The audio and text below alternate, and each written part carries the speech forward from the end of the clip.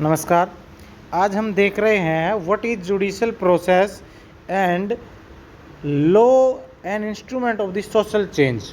इसके साथ हम कुछ केस लॉ देखेंगे कि जो जुडिशियल प्रोसेस क्या है और जुडिशियल प्रोसेस क्या सोशल चेंज के लिए रिस्पॉन्सिबल है, क्या उसने कुछ सोसाइटी में चेंजेस किए हैं। तो ये हम सब देख रहे हैं, विद स्लाइड देखेंगे। तो आइए स्टार्ट करते हैं। तो judicial process is an instrument of social ordering. ठीक है, तो देखेंगे इसमें क्या है कि जुडिशियल प्रोसेस क्या है, ये समझ रहे हैं हम। तो एवरीथिंग डन बाय द जज in the process of delivery of the justice is called the judicial process. अब जुडिशियल प्रोसेस में किसी भी सूट को फाइल करना, रजिस्टर्ड करवाना, उसके बाद समनिंग करना, उसके बाद विटनेस को बुलाना, दोनों पार्टीज़ को सुनना, फिर लॉ को अप्लाई करना और उसके बाद जजमेंट देना, all are the part of the judicial process. ठीक है, जज कैसे काम कर रहा है, विटनेस कैसे आ रहा है, प्रोसीजर क्या है, सिविल में क्या है, क्रिमिनल में क्या, ये सब का सब क्या है, जुडिशियल प्रोसेस। तो judicial process is basically the path और the method of attaining the justice. ठीक है, इतना सा ही है।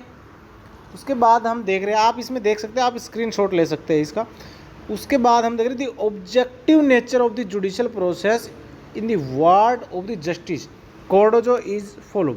तो जस्टिस कॉर्डो जो है वो क्या कहते हैं इसमें, वो कहते हैं कि chief law makers is our country में be and often are the जजेस because they are the final seat of authority every time they interpret the contract, property, vested right, due process of law, liberty और necessary act into law, part of a system of social philosophy. तो जजेज क्या है, वो time to time interpret करते रहते हैं। क्या क्या चीज़ें इंटरप्रेट करते हैं, उसमें ये सब चीज़ें हैं कि प्रॉपर्टी को, वेस्टेड राइट्स को, ड्यू प्रोसेस ऑफ लिबर्टी को, कॉन्स्टिट्यूशन को और अदर जितने भी एक्ट हैं उनको टाइम टू टाइम करते रहते हैं। ठीक है, उसके बाद decision of the court on economic on social question depend upon their economic and social philosophy and for the peaceful process of our people during the 20th century we shall own the most of those those judges who hold it 20th century economic and social philosophy and not too long outgrown the philosophy। मतलब 20th century की जो philosophy पुराने time की, उस philosophy पर अभी काम नहीं कर सकते। 21st century है तो उस हिसाब से चीज़ें होंगी।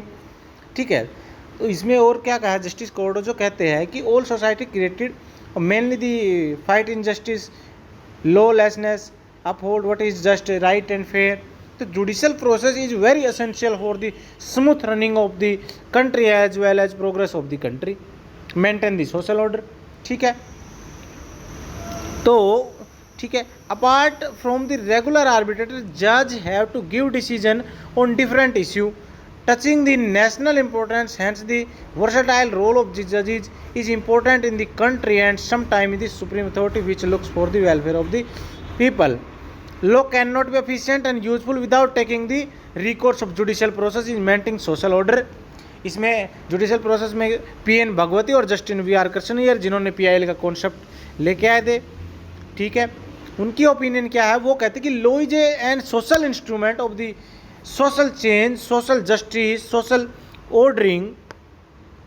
जस्टिस रंगनाथ मिश्रा भी कहते हैं कि जो फॉर्मर सीजीआई रह चुके, तो has rightly observe the laws means to an end and justice is the end, therefore undoubtedly we can see that just judicial process which operates law is an instrument of social ordering. ठीक है, next slide पे चलते हैं। तो the law को interpret करने का काम जुडिशरी करती है। The law itself is a product of the same tradition, same culture, thus we can argue for the inevitable interconnectionless of the subject and object of legal cognization and interpretation already on the philosophical hermeneutical basis, but we should aware of the specified of law or legal scholarship। आप इसका screenshot ले सकते हो, ये same notes की है, तो इन notes को आप अपनी नोटबुक में उतार सकते हो या आप प्रिंट आउट इनका ले सकते हो, सबसे बढ़िया ही रहेगा। ये कंप्लीटली कवर कर रहा है। तो judicial process and creativity in law, common law model, legal reasoning and growth of law, ये सारे के सारे मैं कवर करता चलूँगा। तो सबसे पहले backward classes of the society. Indira Sahni versus union of India का केस आया, जिसमें कि ओबीसी को 27% दिया और नॉन क्रीमी लेयर का कॉन्सेप्ट निकाल के लेके आए। तो ये जो केस है वो रिजर्वेशन से रिलेटेड ये केस है, Indira Sahni versus union of India का जो केस है। तो बैकवर्ड क्लास के लिए जुडिशरी ने काम किया। बाइगैमी का है, lily Thomas versus union of India का केस है, ठीक है। डेनियल लतीफ़ी का केस है, शाहबानो का केस है, नहीं शाहबानो में तो बाइगैमी नहीं हुई थी, आर वर्सेस एलन का केस है। और ये इसमें ये बाकी जितने भी केस है तो इन केसेस में बाइगैमी को प्रोहिबिट किया गया और सुप्रीम कोर्ट ने इस पे संज्ञान लेते हुए किया। उसके बाद ब्राइड बर्निंग का है, पानी ban versus state of Gujarat. आप ये केस लिखते चले, 1992 का ये केस है, ठीक है, ब्राइड बर्निंग को लेके है। नेक्स्ट स्लाइड पे मैं चलता हूँ। तो बॉन्डेड लेबर का है, सबको पता है, बंधुआ Mukti Morcha versus union of India का केस है, 1984 का ये केस है। इसमें बॉन्डेड लेबर जो है उनके वेलफेयर के लिए काम किया, कोर्ट ने कुछ गाइडलाइन डायरेक्शन इशू की।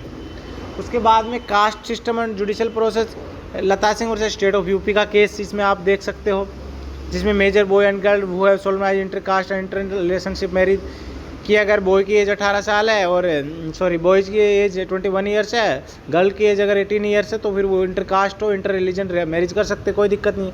चाइल्ड लेबर से अगर मैं बात करूँ तो Vanshi Mehta versus state of Tamil Nadu का केस है, जिसमें फैक्ट्री एक्ट को लेकर कुछ गाइडलाइंस इशू की थी। और गाइडलाइंस ये थी कि इनको चाइल्ड लेबर को कंपनसेटरी प्रोविज़न किया इनके लिए कि कंपनसेशन इनको 20,000 कंपनसेशन दिया जाए। और इनके वेलफेयर के लिए बात की गई कि अगर फैक्ट्री में अगर काम करते हैं तो इतने घंटे ही काम कराया जा सकता है, इनके लिए ये फैसिलिटी वहाँ पे अवेलेबल होनी चाहिए। चाइल्ड प्रोस्टिट्यूशन की बात करूँ तो Gaurav Jain versus union of India का केस आप देख सकते हो इसमें। तो इसमें चाइल्ड प्रोस्टिट्यूशन को बैन किया गया। डोरी डेथ का आप 304B IPC को देख सकते हो। डोरी डेथ से रिलेटेड सुप्रीम कोर्ट ने Raja Lal Singh versus state of Jharkhand में एक जजमेंट दिया, लैंडमार्क जजमेंट है ये। इक्वलिटी की बात करूँ तो इक्वलिटी में DS नकारा और बहुत से केस है। बाकी air India versus Nargis Mirza का केस है, मिर्जा का ये केस है 1981 का। इसमें सुप्रीम कोर्ट ने राइट टू इक्वलिटी की बात की थी। फीमेल फोर्टिसाइड और जुडिशल प्रोसेस की बात करूँ तो इसमें centre for inquiry into health and allied themes और PNDT एक्ट, ठीक है, ये 2 एक्ट इन्होंने जुडिशरी ने जोर दिया तो ये 2 एक्ट बन के आए। ये भी जुडिशरी का एक्टिविज्म का एक एग्जाम्पल है। हैरेसमेंट ऑफ वुमेन एक सबसे बड़ा एग्जाम्पल है, Vishakha versus state of Rajasthan का केस है, जिसमें protection of the sexual harassment eight the work place. तो ये केस बाद में ये कुछ गाइडलाइंस इन्होंने इशू की थी, 12 से 13 कुछ गाइडलाइंस इशू की थी। उसके बाद में एक नया एक्ट भी बन के आता है, protection of the women from the sexual harassment at the work place. उसके बाद इमोरल ट्रैफिक का भी एक केस है, state of Maharashtra versus Mohammad Sajid Hussain का एक केस है। अगर स्पीडी ट्रायल की बात करूँ तो हुसैन आरा खातून का भी एक केस है। मेंटेनेंस की बात करूँ तो मोहम्मद अहमद खान वर्सेस शाहबानो का, जिस पे कहा गया था कि सभी धर्मों पे 125 CRPC लागू होते, चाहे वो मुस्लिम हो, मेंटेनेंस उनको देना पड़ेगा। नेक्स्ट स्लाइड पे आते हैं। Outraging modesty of women 354 A B C D, अब तो ये IPC में बना दिए गए। Kanwarpal Singh versus Gill versus state administrative duty Chandigarh का ये केस है, ठीक है। इस केस में ही कहा गया था मोडेस्टी ऑफ वुमेन को प्रोटेक्ट किया गया था। प्रिवेंशन ऑफ एट्रोसिटी, इनमें भी एक आप केस देख सकते, state of MP versus RK Bhalothia. Rape case में देख सकते state of MP versus Babulal. वैसे ये इन पे एक केस नहीं, ये मैंने मेंशन एक कर रखा है इस नोट्स में, बाकी तो बहुत सारे केसेज ऐसे हैं जिसमें आप इनको एक नोट्स पे जितने केसेज है और जितने ये पॉइंट हैं उन सबको उतार सकते हो। अब जैसे मैं राइट टू एजुकेशन की बात करूं तो उसमें उन्नी कृष्णन का केस है। मेडिकल एड की बात करूं, शिला वर्सेस स्टेट ऑफ महाराष्ट्र का केस है। अगर कस्टडी से रिलेटेड राइट्स, अरेस्टेड पर्सन के राइट्स की बात करूँ तो उसमें सुनील बत्रा का केस है। DK versus state of Bengal का केस है, ठीक है। रिजर्वेशन की बात करूँ तो रिजर्वेशन के भी कुछ केसेज है। तो ये सब सारे के सारे जुडिशियल एक्टिविज्म है। हमने कुछ पॉइंट टू पॉइंट इसको डिस्कस किया है कुछ केस लो के साथ। ये नोट्स प्रोवाइड मैं आपको करवा रहा हूँ, आप इनकी या तो प्रिंट आउट ले सकते हैं या बाकी आप राइट डाउन कर सकते हैं। सबसे बढ़िया रहेगा कि आप हैंड रिटन ले, आपको एक बार लिखते समय याद रहेगा, उसके बाद याद रहेगा।